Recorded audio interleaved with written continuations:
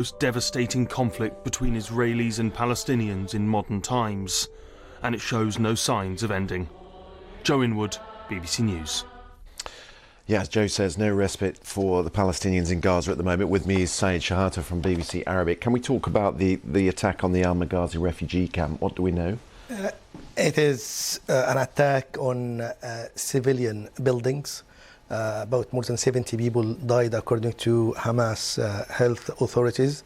And the scene from there shows like some kids coming out of the rubble. There is some bloods on some of them and some of them dying and carrying some people dead. So it is a horrific scene, and this continuation of the other strikes in other camps like Jabalia, Nusayrat and other places, even the places Israel recommended or advised people to move there, it was hit like Rafah and So this Khan would have Younis. been the place that they would have moved to from Gaza City? Yeah. At the start, from the north, they moved to the central and the south. So these two areas. But like with the ground offensives, there is a problem because there is, according to many international organizations working there, there is no place safe in Gaza, and even there is more than 100 UN staff and aid organization killed, and more than 100 journalists.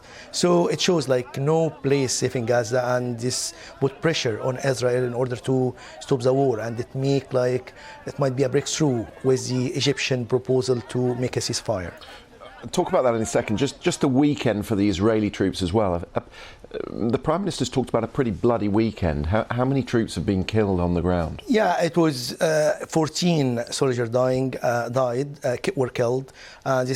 Since the ground offensive, the number, according to the latest statistics, it's 154 soldiers, and this big loss for Israel. And even Mr. Netanyahu said this war coming at a heavy price, but we have no option but to carry on until victory.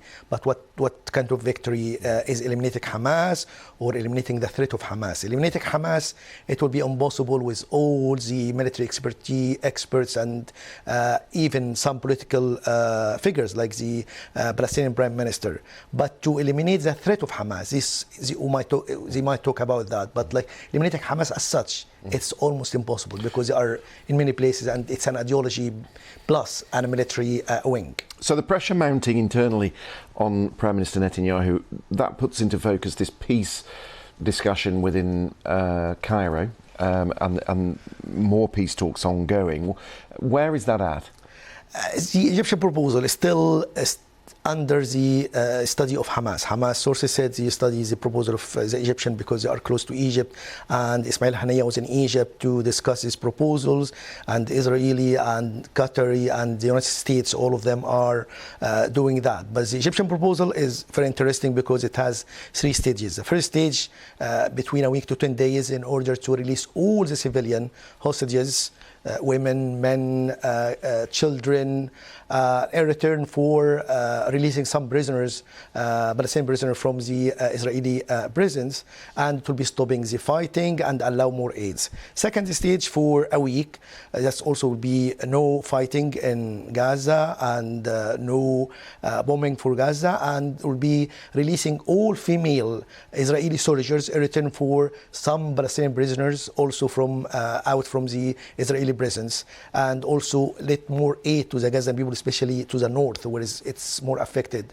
The third stage will be for a month, and in this one will be releasing the rest of the hostages in return for some prisoners, Palestinian prisoners in the Israeli prison. In addition to that will be redeployment of the Israeli forces outside of Gaza and stopping the aerial bombardment from Israel, and Hamas will be committed not to do any attacks against Israel. If this work, and there is some indicators it might work, the Egypt, Qatar and United States will help to coordinate. A technocrat government will be managing Gaza and the West Bank, and this will help Israel to feel like some ease because of like the Hamas will not be a threat, because once there is a government, once will be kind of like Palestinian authority in this area, Hamas will not do any attack, there is no any excuse, and Hamas will be criticized if they do anything.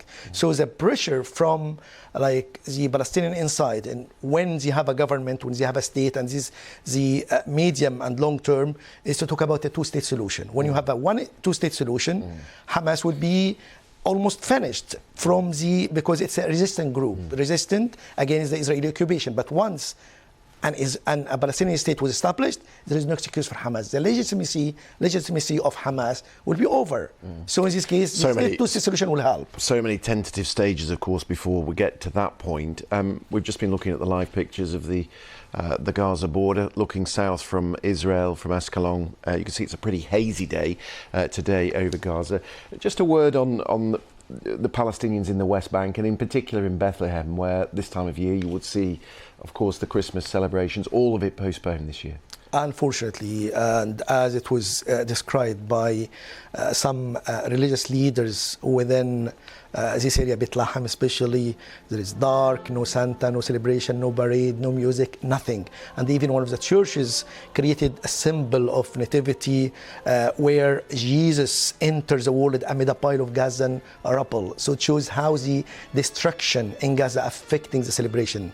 And even the mayor of Bethlehem criticized the Israeli bombardment for Gaza, because more than 20,000 people killed so far and more than 54,000 injured, and some of them, like 8,000 of them, are children who were killed, and more than like 6,000 women. So it's devastating from this side. So there is no celebration, and it's affecting tourism, affecting many things. And the vibes there was great, where people celebrate during this day. But hopefully the Egyptian proposal will work out and will be the end of this war.